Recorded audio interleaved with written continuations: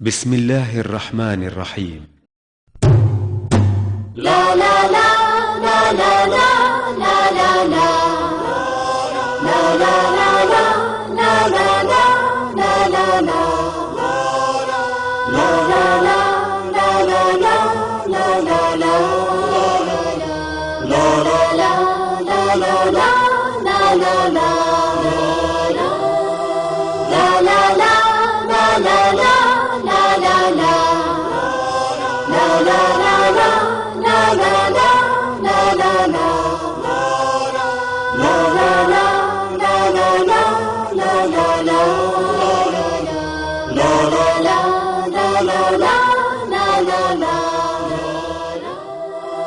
طفلا كان الزمن العابر وأنا في ريعان العمر، قلبي نور دربي زاهر والحب نقي كالفجر، والحب نقي كالفجر.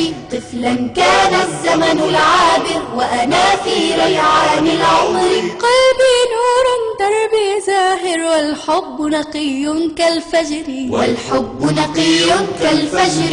حبك يا إنسان قديم وبذلك يشهد هابيل، حقك يا إنسان قديم وبذلك একটি ছিল শিশু ইতিহাসের পাতায়, আমি ছিলাম জীবনের উষালগ্নে শৈশবে। আমার অন্তর আলোকোজ্জ্বল ও চলার পথ হচ্ছে প্রদীপ্ত, আর ভালোবাসা হচ্ছে উষার আলোর ন্যায় উদ্ভাসিত। হে মানুষ, পৃথিবীর আদি থেকে তোমার ভালোবাসা যার সাক্ষ্য হাবিল। হে মানুষ, পৃথিবীর আদি থেকে তোমার হিংসা যার সাক্ষ্য কাবিল। আমার অন্তর আলোকোজ্জ্বল চলার পথ হচ্ছে প্রদীপ্ত, আর ভালোবাসা হচ্ছে উষার আলোর ন্যায় উদ্ভাসিত। بسم الله الرحمن الرحيم. نحن نقص عليك أحسن القصص بما أوحينا إليك هذا القرآن। পরম করুণাময় অসীম দয়ালু আল্লাহর নামে শুরু করছি। আমি তোমার নিকট উত্তম কাহিনী বর্ণনা করছি, যেভাবে আমি তোমার নিকট এ কোরআন অবতীর্ণ করেছি। তুমি এর আগে অবশ্যই এ ব্যাপারে অনবহিতদের অন্তর্ভুক্ত ছিলে। সূরা ইউসুফ আয়াত ৩।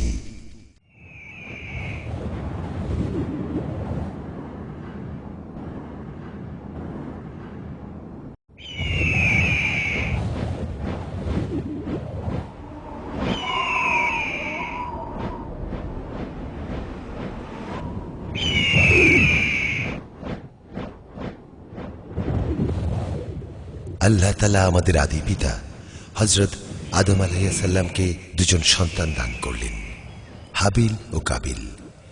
তারা দুজনেই ছিলেন নওজোয়ান ও শক্তিশালী, কিন্তু তাদের দুজনের কাজকর্মের পার্থক্য ছিল।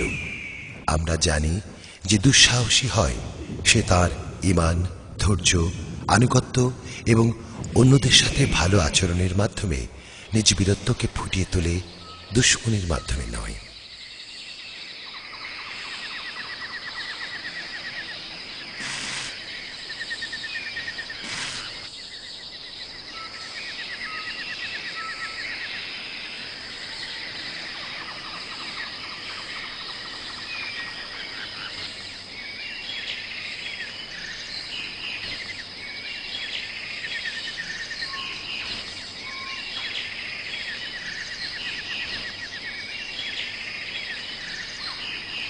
তিনি হচ্ছেন হাবিল, যিনি দুঃসাহসী, বীর এবং উদার হৃদয়ের অধিকারী।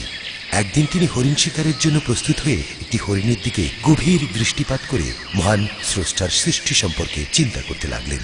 তিনি ভাবলেন যে বিবেকবানদের জন্য এটা অত্যাবশ্যক নয় কি সে এই জীবজন্তু ও স্রষ্টার বড়ত্ব সম্পর্কে চিন্তা করবে।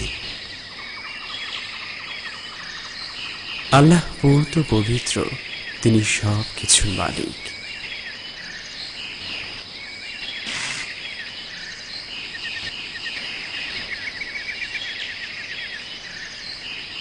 এর মধ্যে হাবিল দেখলেন হরিণটি আগের জায়গায় নেই। তিনি ডান দিকে তাকিয়ে দেখলেন হরিণটি যেন করুণ সুরে তাকিয়ে বলছে, আমি আশা করি আপনি আমাকে হত্যা করবেন না। আপনি যদি আমাকে হত্যা করতে সক্ষম হন তবে আল্লাহর কুদরতের কথা একটু স্মরণ করুন। ওহে হরিণ, তোমাকে স্বাগতম। হরিণটি ভয় পালাতে লাগলো। হাবিল হরিণটির পিছনে দৌড়াতে লাগলো। সে দৌড়াতে দৌড়াতে অনেক দূর চলে গেল। এই হরিণ, থামো! কোথায় যাচ্ছ? আমি তো তোমার জন্য অপেক্ষা করছি। থামো!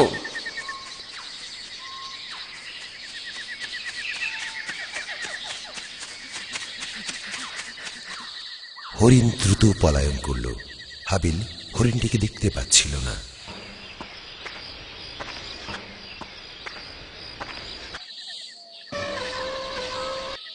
এরপর হাবিল প্রশান্ত মনে স্বাচ্ছন্দ্য বোধ করলেন, যেন আল্লাহর কৃতজ্ঞতা এবং সম্মান ফুটে ওঠে। হাবিল নিশ্চুপ হয়ে প্রাণীদের কথা ভাবছিলেন এবং চিৎকার করে বলছিলেন, আল্লাহ সুবহানাহু এই প্রাণী জগতের স্রষ্টা নন?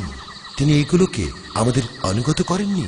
আল্লাহ তাআলা নভমণ্ডল এবং ভূমণ্ডলের সবকিছুকে আমাদের অনুগত এবং সব জীবকে জোড়া জোড়া করে সৃজন করেছেন।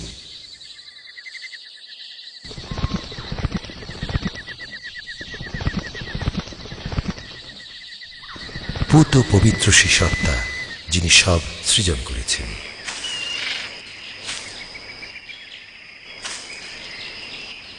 হাবিল হরিণটিকে খুঁজতে লাগলেন এবং ডানে ও বামে সব দিকে তাকাচ্ছিলেন, যাতে হরিণটি পালাতে না পারে।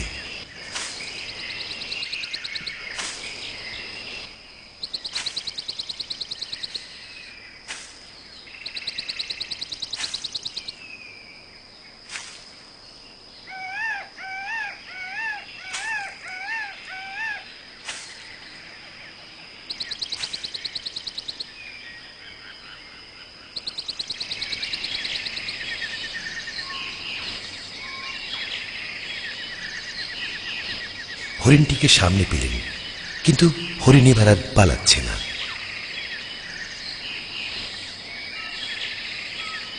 হরিণটি হাবিলকে দেখে পা পা করে পেছনে যেতে লাগলো।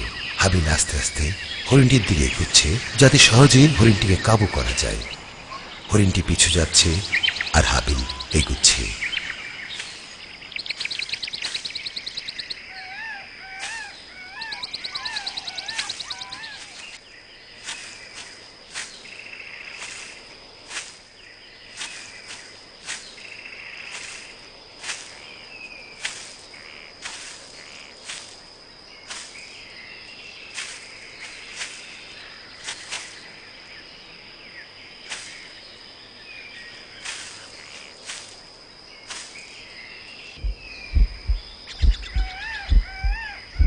হরিণটি থমকে দাঁড়ালো।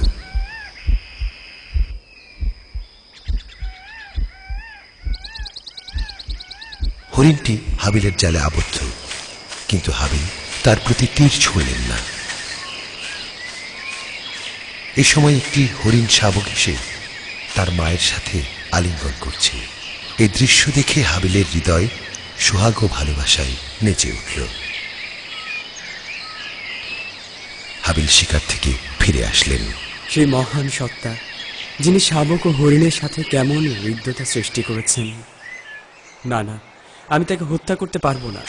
এই বাচ্চা ও তার মায়ের সঙ্গে বিচ্ছেদ ঘটাতে পারবো না।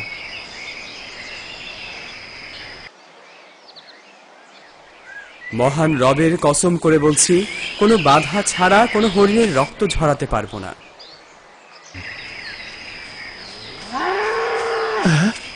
হাবিল প্রচন্ড গর্জন শুনে ডান দিকে তাকালেন। এরপর পিছে অনেকগুলো হিংস্র জন্তু দেখতে পেলেন, যারা তার দিকে ধেয়ে আসছে।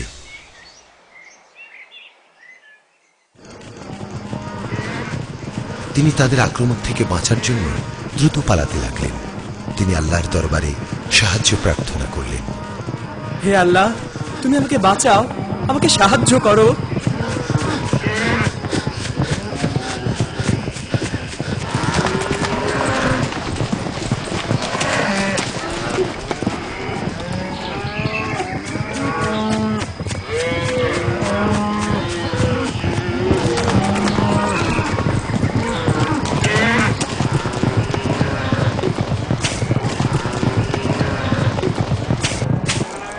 তার দোয়া কবুল করলেন।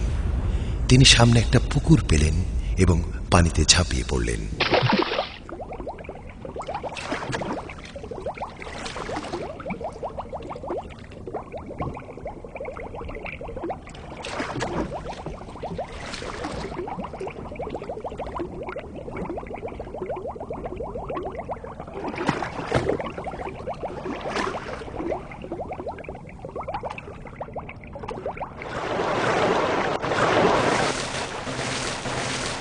আল্লাহর অনুগ্রহে স্থলভূমিতে উত্তীর্ণ হতে পেরে তিনি আল্লাহর শুকরিয়া আদায় করলেন।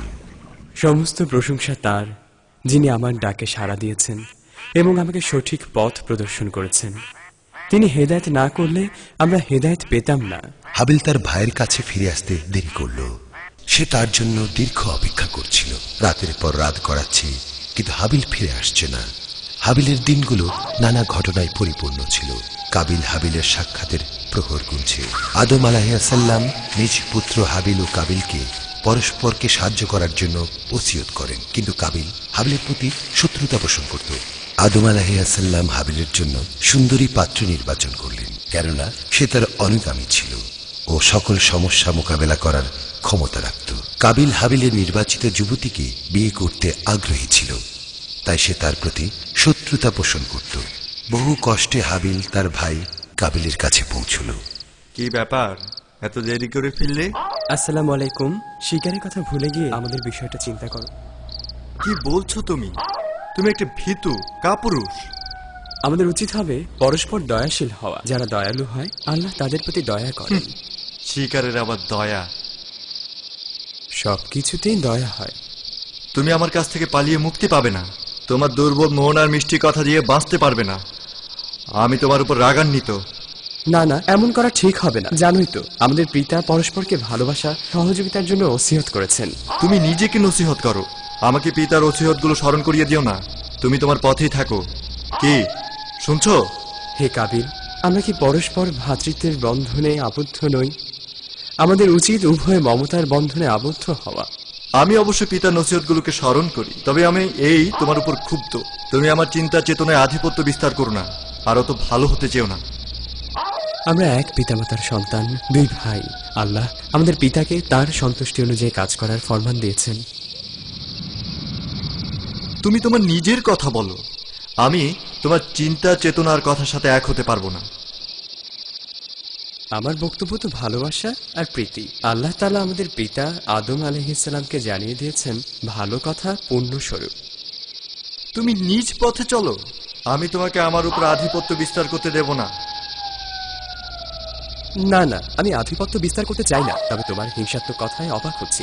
অবাক হওয়ার কিচ্ছু নেই, এটা আমার স্বভাবজাত বিষয়। আমি তোমার মতো না। না, দু ভাইয়ের মধ্যে এমন সম্পর্ক হতে পারে না। এটা কিসের শব্দ?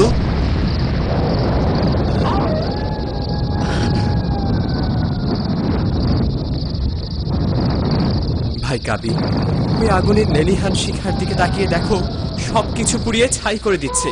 আমাদের উচিত বাঁচার জন্য একটা কিছু করা। আল্লাহর কাছে ক্ষমা চাওয়া ছাড়া আর কোনো পথ নেই। বিসমিল্লাহির রহমানির রহিম। তুমি যখন দৃঢ় সংকল্প করো তখন আল্লাহর উপর ভরসা করো।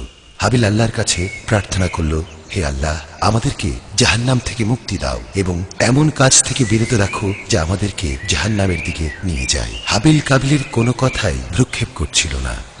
ভালোবাসা সম্প্রীতির উত্তম পন্থা হচ্ছে ক্ষমা এবং উদারতা। এই পন্থা বন্ধু ও ভাইদের মধ্যে সৃষ্ট সকল শয়তানি ষড়যন্ত্রকে নস্যাৎ করে দেয়। হাবিল নিজ কাজে ফিরে যায় এবং চিন্তামগ্ন হয়ে নিজ ভাইকে সন্তুষ্ট করার জন্য প্রচেষ্টা করে।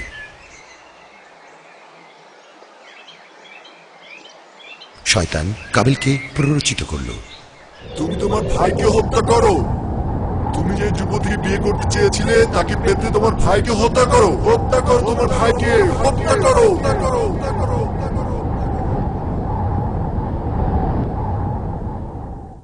প্রত্যুষে তারা দুজনে আল্লাহর দরবারে কোরবানি পেশ করার জন্য বের হল।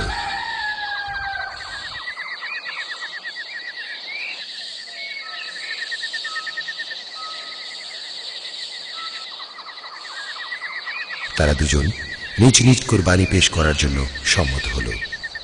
যার কোরবানি কবুল হবে তার ভাগ্যে জুটবে সেই সুন্দরী যুবতী। হে আল্লাহ, তোমার প্রশংসা করছি। তুমি যে নিয়ামত দান করেছ তার জন্য কৃতজ্ঞতা প্রকাশ করছি। আশা করি তুমি আমার ভাইকে সঠিক পথ দেখাবে এবং আমার প্রতি দয়া দেখাবে। নিশ্চয়ই শয়তান মানুষের প্রকাশ্য দুশমন। শয়তান কাবিলের ইমানের দুর্বলতার সুযোগকে কাজে লাগিয়ে দু ভাইয়ের মাঝে বিদ্বেষ বাড়িয়ে দেয়। কাবিল যে কোনোভাবে নিজ ইচ্ছা এবং বাসনাকে পূরণ করতে বদ্ধপরিকর। হাবিল, তুমি কখনো আমার উপর বিজয়ী হতে পারবে না। আমি তোমাকে ছাড়বো না, আমি বিজয়ী হবই হব। যখন কুরবানি পেশ করার সময় হল, তখন কাবিল কোরবানির জন্য তার চাষাবাদকৃত জমি থেকে উৎকৃষ্ট ফল ফলাদি নিয়ে কোরবানি পেশ করার সংকল্প করল এবং সে উৎকৃষ্ট ফল ফলাদি নিয়ে নির্ধারিত স্থানের উদ্দেশ্যে রওনা হল। কাবিল ছিল দাম্ভিক ও অহংকারী। আল্লাহর পক্ষ থেকে নির্ধারিত তকদিরে সে সন্তুষ্ট ছিল না। দুর্বল ইমানদার, আল্লাহ সুবহানাহুর অকৃতজ্ঞ। শয়তান কাবিলের কাছে আসতে সক্ষম হল এবং নিজ ভাইয়ের বিরুদ্ধে তাকে খেপিয়ে তুলল। এমনিভাবে হাবিলও নির্দিষ্ট স্থানের উদ্দেশ্যে উত্তম দ্রব্যাদি নিয়ে রওনা হল। সে প্রত্যেক পদে পদে আল্লাহকে স্মরণ করতে লাগল।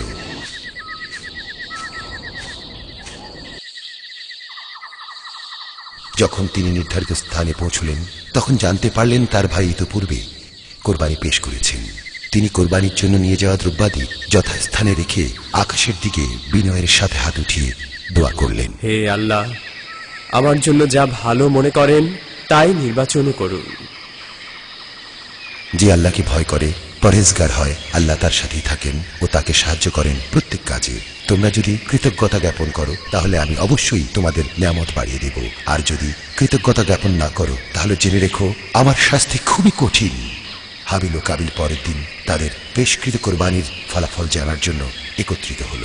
এটা অতি সুস্পষ্ট যে আল্লাহ তাআলার বন্ধনে বিশ্বাসী হাবিলের দেয়া কোরবানি কবুল করলেন আর কাবিলের কোরবানি কবুল করেননি। আর তাই সে তার ভাইকে প্রত্যাখ্যান করল। তার চক্ষুদয়ে অনিষ্টতা ফুটে উঠল। শয়তান কাবিলকে আবারও প্ররোচিত করল। তুমি যদি তাকে পেতে চাও, তাহলে তুমি তোমার ভাইকে হত্যা করো, হত্যা করো। তুমি কি ভীত? ভয় করো না। তুমি কি ভয় পাচ্ছ? তুমি যদি তাকে পেতে চাও, তাহলে তুমি তোমার ভাইকে হত্যা করো, হত্যা করো, হত্যা করো, হত্যা করো।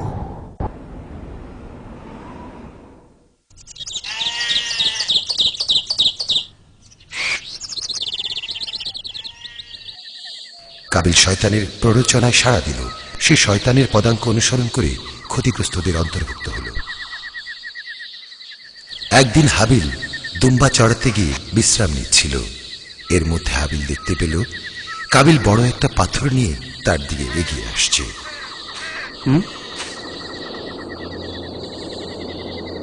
ভাই কাবিল, তুমি কেমন আছো? আমি কি তোমাকে কোনো সাহায্য করতে পারি? তুমি কেন পাথর বহন করছো? আমি তোমাকে হত্যা করব। কেন? আমার পছন্দ যে তুমি আমাকে হত্যা করার চেয়ে আমি নিহত হই। আল্লাহর সাহায্য পাবার আশায় আমি মজলুম হই, তবে যেন জালিম না হই। দেখো, তোমার কথা দিয়ে আমাকে বশ করার চেষ্টা করো না। আমি কিভাবে তোমার সাথে কথা বলবো? আমি শয়তানের প্রবঞ্চনা থেকে পানা চাচ্ছি। আমি তোমাকে হত্যা করব। তোমার বিরুদ্ধে প্রতিরোধ করতে পারি, তবে তোমার সাথে হত্যার যজ্ঞে মেতে উঠবো। দুঃসাহস থাকলে আয়, আমি প্রস্তুত। তুমি করছো কি? আমার প্রতি তোমার বিদ্বেষ কেন? আমি তোমায় ভালোবাসি, আমরা ভাই ভাই। আমি পিতার অবাধ্য হতে পারবো না।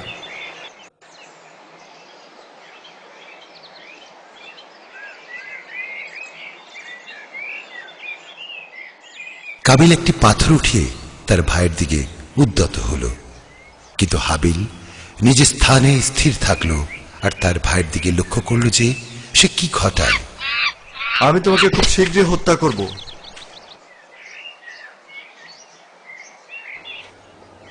হাবিল পেরেশান মন নিয়ে তার ভাইকে রেখে আসলো আর সর্বাবস্থায় মহান রবের দরবারে আশ্রয় প্রার্থনা করছিলেন। আল্লাহ তাআলা তাকে প্রশান্তি দান করলেন এবং তার আস্থাকে আরো তেজদীপ্ত করে দিলেন। ন্যায় বিচার, আল্লাহর রহমত ও ক্ষমা সবকিছুই বিদ্যমান। হাবিল প্রশান্ত মনের ধারক ও ভয়মুক্ত ছিলেন। হাবিল ভালোবাসত যে তার ভাইয়ের অন্তরটা ভালো হোক, যাতে তারা দুজনে খোদা প্রদত্ত পুরস্কার ভোগ করতে পারে ও সুখময় জীবনযাপন করতে পারেন। তবে তিনি তার ভাইয়ের কথা শুনে দুশ্চিন্তাগ্রস্ত হয়ে যান। হাবিল ভালো ব্যবহারের মাধ্যমে তার ভাইকে রেখে আসেন। এটা হচ্ছে মুমিনের গুণ যে তার থেকে কোনো ধরনের ভুল ত্রুটি ও মন্দ কথা প্রকাশ হওয়াকে পছন্দ করে না।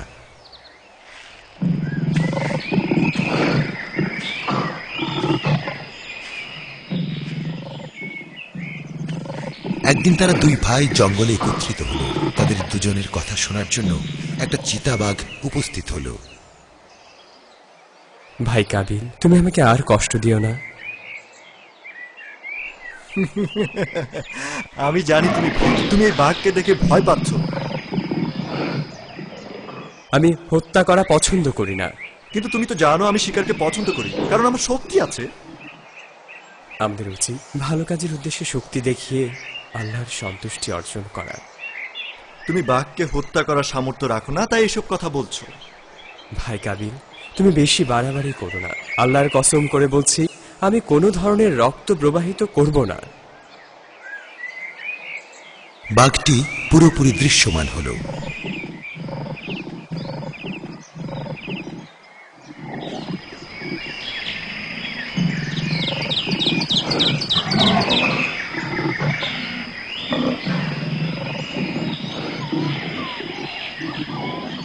এই মুহূর্তে আমাদের উচিত হবে এই জায়গা থেকে সরে যাওয়া।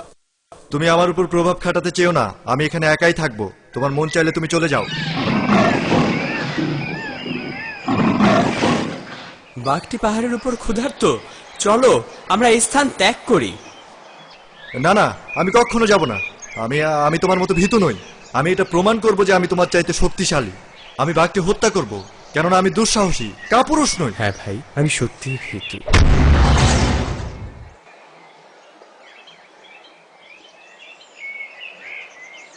হে বাঘ, এসো এসো।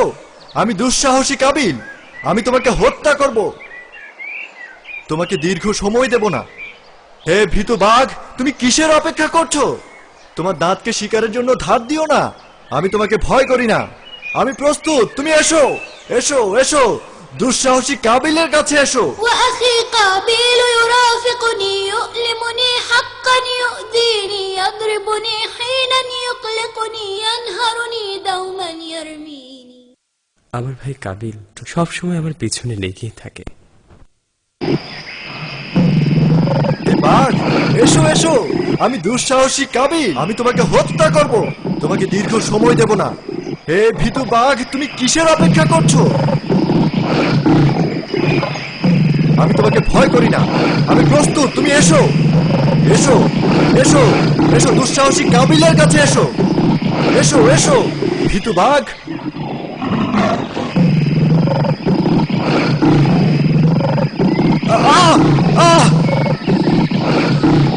হাবিল, হাবিল আমাকে বাঁচাও, বাঁচাও হাবিল। বাঘটা আমাকে খতম করে দেবে। হে ভীতু, আমাকে বাঁচাও। বাঘটা আমাকে মেরে ফেললো। বাঁচাও, বাঁচাও।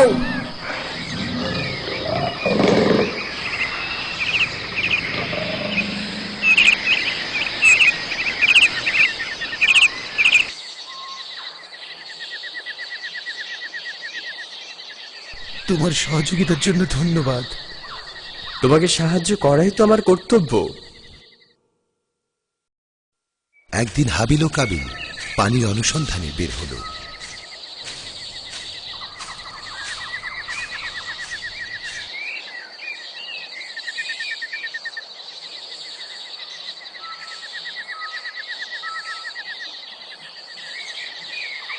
পথিমধ্যে তাদের একটি গর্ত পার হওয়ার প্রয়োজন হলো। গর্তের উপর একটি গাছের ডাল ছিল। কাবিল ওই সরু ডালের উপর দিয়ে পার হয়ে গেল। হাবিল ওই সরু ডাল অতিক্রম করতে গিয়ে ভয় পেল। হাবিল ডেকে বলল, দেখো দেখো কাবিল, গাছের ডালটা নড়ছে। এসো, আমাকে সাহায্য করো। আমাকে পার হতে সাহায্য করো ভাই। ভাই কাবিল, কাবিল, কাবিল, কাবিল, আমাকে সাহায্য করো কাবিল, কাবিল, কাবিল, কাবিল, কাবিল, আমাকে বাঁচাও কাবিল, কাবিল, আমাকে সাহায্য করো কাবিল, কাবিল, কাবিল।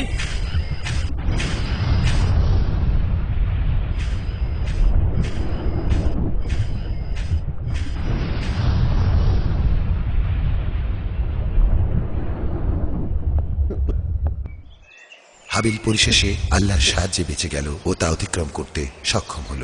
যে আমার হেদায়েতের অনুসরণ করে সে পথভ্রষ্ট এবং দুর্ভাগা হয় না।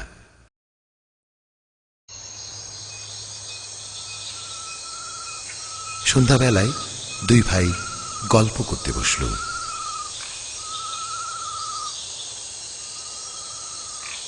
নিশ্চয়ই একজন মুমিন বিপদের সময় অন্যের দিকে সাহায্যের হাত প্রসারিত করে, কিন্তু তুমি কেন আমাকে সাহায্য করনি?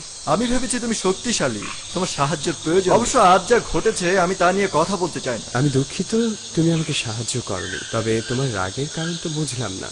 বিয়ের বিষয়টা কোনো ব্যাপার না, এ নিয়ে ঝগড়া করার ইচ্ছে আমার নেই। আমি আল্লাহর হুকুম অমান্য করতে পারবো না। আল্লাহ আমার কোরবানি কবুল করেছেন। আমি না তোমাকে কতবার বলেছি তোমার কথা আর কাজ দিয়ে আমাকে প্রভাবান্বিত করতে চেষ্টা করবে না? আমি তোমাকে কখনো কোনো বিষয় নির্দেশ করব না। আমি তোমাকে আমার চেয়ে উত্তম দেখতে চাই। তোমার কাছে যদি কোনো নসিহত থাকে তাহলে আমাকে নসিহত করো, যা আমার উপকারে আসবে। আমি সে অনুযায়ী আমল করব। প্রত্যেক মুমিনের উপর কর্তব্য হলো অপর ভাইকে নসিহত করা। আমার কাছে এমন কোনো নসিহত নাই যা তোমার উপকারে আসবে। তোমার কাছে অনেক কল্যাণ রয়েছে, তুমি আল্লাহর প্রশংসা করো, দুনিয়াকে সুন্দর দেখতে পাও। আমার জীবনের ব্যাপারে তোমার কোনো কথা নেই, আমি আল্লাহর প্রশংসা করছি। তোমার জন্য যথেষ্ট যে আমাদের পিতা আমার চেয়ে তোমাকে বেশি পছন্দ করতেন। নিশ্চয়ই আমাদের পিতা দুজনকে একসাথে ভালোবাসতেন, তিনি আমাদের মাঝে কোনো পার্থক্য করেননি। তুমি অযথাই পার্থক্য করছো। নিশ্চয়ই পিতামাতার সন্তুষ্টি আল্লাহর সন্তুষ্টি। আমাদের উচিত হবে পিতামাতার খেদমত করা, কারণ তারা বার্ধক্যে উপনীত হয়েছে। তোমার কাজকর্ম আমাকে তার থেকে দূরে সরিয়ে দিয়েছে, তার একমাত্র কারণ তুমি আমাকে দূরে সরানোর জন্য কাজ করছো। তুমি পিতার কথা মতো চলো বলেই তোমাকে আমার উপর প্রাধান্য দিয়েছেন। দেখো, আমি তোমাকে সম্মান করি, কারণ তুমি আমার ভাই। তোমাকে সন্তুষ্ট করার জন্য আমি কি করতে পারি? দেখো, তোমার কথা দিয়ে আমাকে ধোকা দিও না। আমি সিদ্ধান্ত নিয়েছি, হয় তাকে বিয়ে করব কিংবা পৃথিবী থেকে বিদায় নেব। আর হ্যাঁ, আমাদের পিতা যখন আসবেন তখন তাকে আমার এই সিদ্ধান্তের কথা জানিয়ে দিও। আশা করি তিনি শান্ত হবেন। আমার সাথে তোমার উপস্থিতি সৌভাগ্য। তুমি এমন সিদ্ধান্ত নিও না, এই বিষয়ে কোনো চিন্তা করো না। এটা আমার নিশ্চিত সিদ্ধান্ত, এটা তোমার চিন্তার কোনো প্রয়োজন নেই। কি বুঝেছো? রাত গভীর হচ্ছে, তবু হাবিল ও কাবিল গল্পে রত। হাবিল তার ভাইকে পছন্দ করত এবং তাকে ভুল পথ থেকে ফিরিয়ে আনার প্রচেষ্টায় রত, কিন্তু তার সকল কথা ও প্রচেষ্টা ব্যর্থ হল।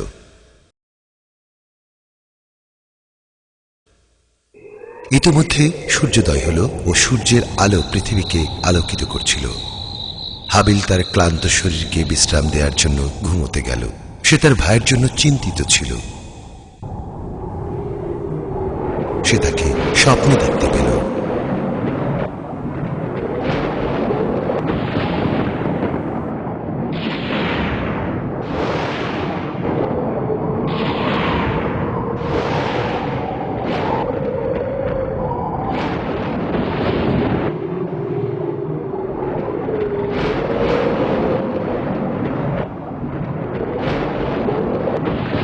আমি চাই শয়তান যেন তোমাকে ধোঁকা না দেয়। শয়তান থেকে পানা চাও। শয়তান আমাদের মাঝে বিচ্ছেদ ঘটাতে চায়, সে মানুষের শত্রু। কাবিল, ভুলে যেও না, তুমি ভুলে যেও না আমাদের পিতামাতার জান্নাত থেকে বের হওয়ার কারণ এটি।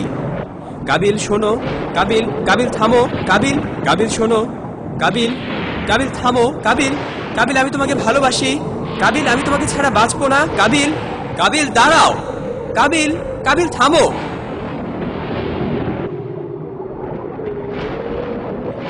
কাবিল, কাবিল, কাবিল তুমি আমার দিকে তাকাও, কাবিল আমি তোমাকে ভালোবাসি, কাবিল ওদিকে যেও না, দাঁড়াও, তুমি তুমি যেও না, কাবিল আমি আমি তোমাকে যেতে দেবো না, কাবিল তুমি কোথায় যাচ্ছ, কাবিল আমি আমি তোমাকে দেখতে পাচ্ছি, কাবিল তুমি বিপদের মধ্যে সম্মুখীন। তুমি কি তোমার সামনে জাহান্নাম দেখতে পাচ্ছ না, কাবিল? কাবিল আগুন থেকে নিজেকে রক্ষা করো, আগুন থেকে বাঁচো, আগুন আগুন তোমাকে ভস্ম করে দেবে, কাবিল, কাবিল, কাবিল, কাবিল আগুন থেকে নিজেকে রক্ষা করো, আগুন তোমাকে ভস্ম করে দেবে, কাবিল, কাবিল, কাবিল।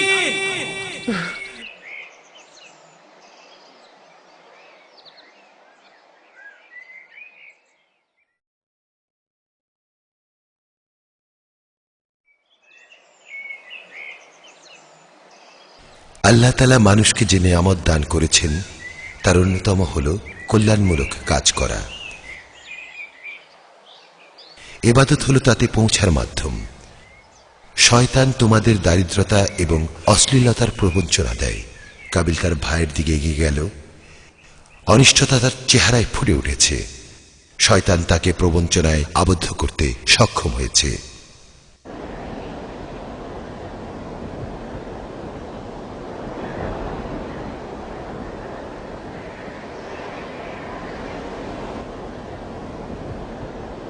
ভাই, তুমি এখন কেমন আছো?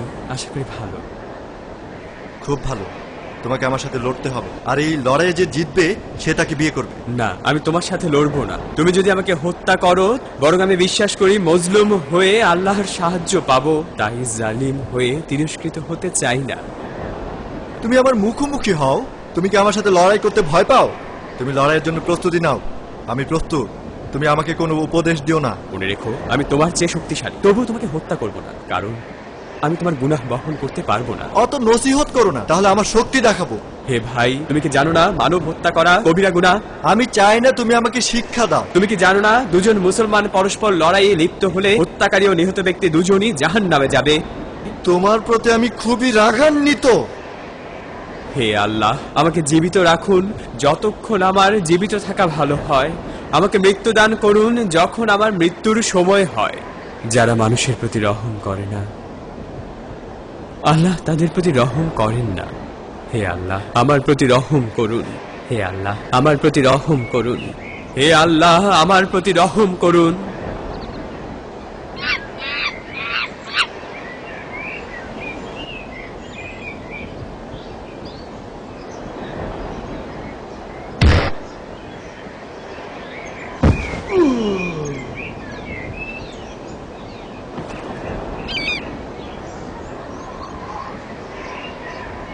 ما ذنبي حتى يقتلني؟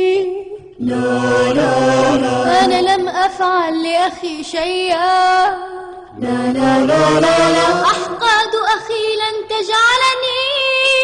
لا لا لا لا لا، أكرهه أنا لست شقيا. لا لا لا.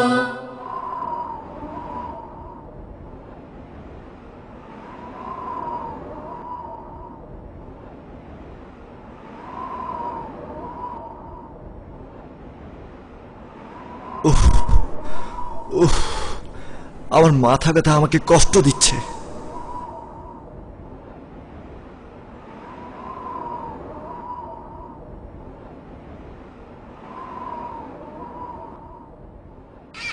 বিসমিল্লাহির রহমানির রহিম।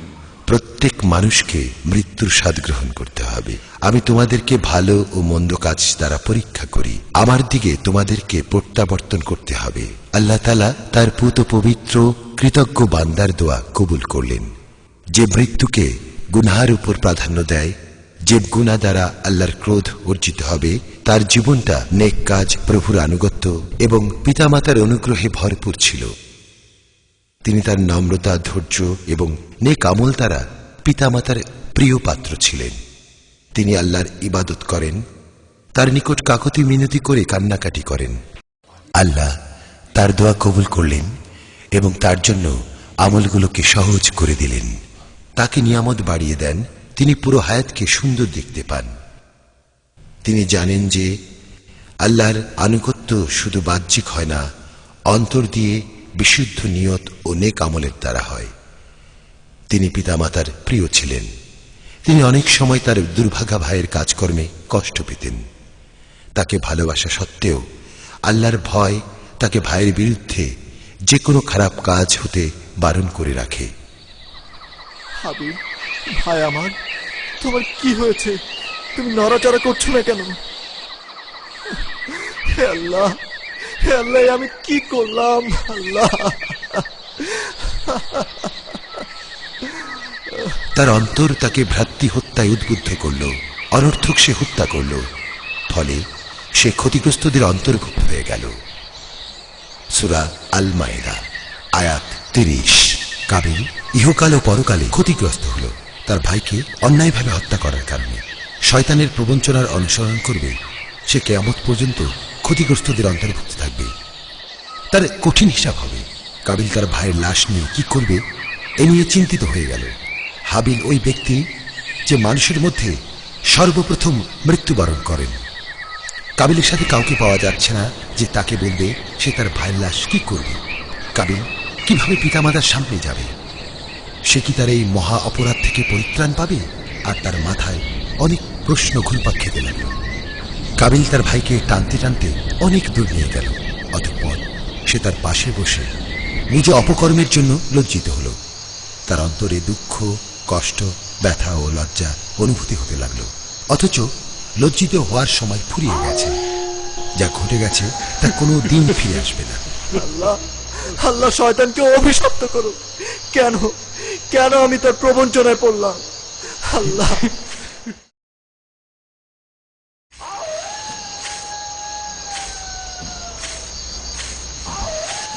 দিনের পর দিন চলে যাচ্ছে। কাবিল তার ভাইয়ের পাশে বসে নিজ কাজের কথা চিন্তা করছে। সে কবিরা গুনাহ করেছে, যে গুনাহকে দিবস ঢেকে দেয় না এবং রাত গোপন করে না। হাবিল ও কাবিলের এই ঘটনা যুগ পরম্পরায় বর্ণিত হয়ে আসছে, যাতে তা প্রত্যেক ক্ষুধাভিক্ত ব্যক্তির জন্য শিক্ষণীয় হয়।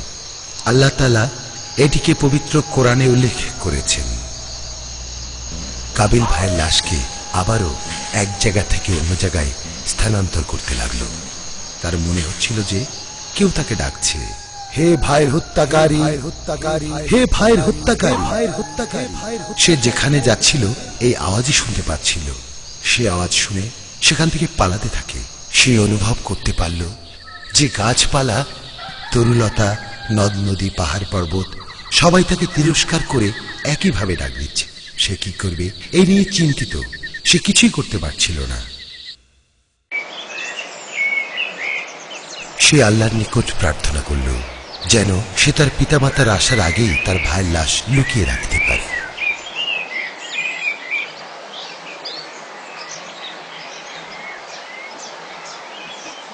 সে দেখতে পেল যে একটা কাক তার ঠোঁট দিয়ে একটি মৃত কাককে টেনে নিয়ে যাচ্ছে।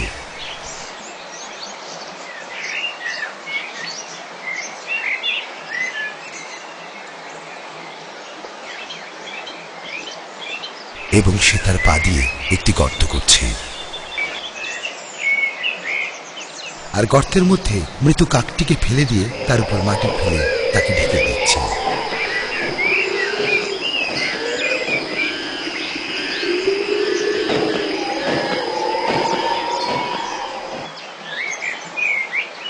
যখন কাকটি কাজ শেষ করে দূরে চলে গেল, وغراب أرسله ربي حتى يرشده في دفني يا ويلي يا لوعة قلبي فاخبة شديد الحزن। সমস্ত প্রশংসাই আল্লাহর। হায়, আমি সামান্য কাকের মতো কাজ করতে অক্ষম হলাম। فبعث الله غرابا يبحث في الأرض ليريه كيف يواري سوءة أخيه قال يا ويلتى أعجزت أن أكون مثل هذا الغراب فأواري سوءة أخي صدق الله العظيم।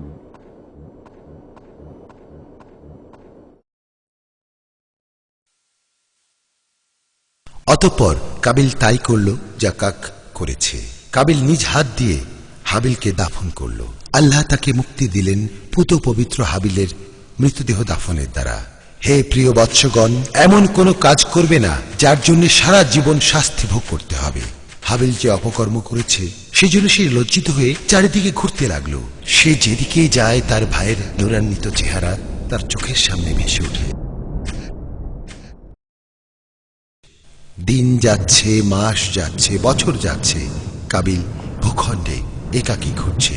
আল্লাহ তাআলা দুনিয়ায় যে স্বাদ আস্বাদন করার জন্য আমাদের সৃষ্টি করেছেন, সে তার সুন্দর জীবনে সে স্বাদ খুঁজে পাচ্ছে না। এটা আমাদের স্মরণ করিয়ে দেয় যে সে কথা যা রাসূলুল্লাহ সাল্লাল্লাহু আলাইহি ওয়াসাল্লাম ইরশাদ করেছেন, বনি আদমের সৌভাগ্য হলো আল্লাহ যা নির্ধারণ করেছেন তার উপর সন্তুষ্ট থাকা, আর বনি আদমের দুর্ভাগ্য হলো আল্লাহর দেয়া তাকদীরের উপর অসন্তুষ্ট থাকা। সে এখন বড় গুনাহ করেছে, যার কারণে পৃথিবীতে যত মানব হত্যা সংঘটিত হবে তার গুনাহের একটি ভাগ তার ভাগে যাবে। যে সর্বপ্রথম হত্যার এই পদ্ধতি চালু করেছে, যদিও বা সে যা করেছে তার জন্য লজ্জিত, সে তওবা করার সংকল্প করেছে। অন্যায়ভাবে হত্যার তওবা কেসাস ব্যতীত অন্য কোনো মাধ্যমে হয় না। আমরা রাসূলের বাণী স্মরণ করছি। তিনি বলেন, কোনো মানুষকে অন্যায়ভাবে হত্যা করবে না, কেননা সে সর্বপ্রথম হত্যার নিয়ম জারি করেছে।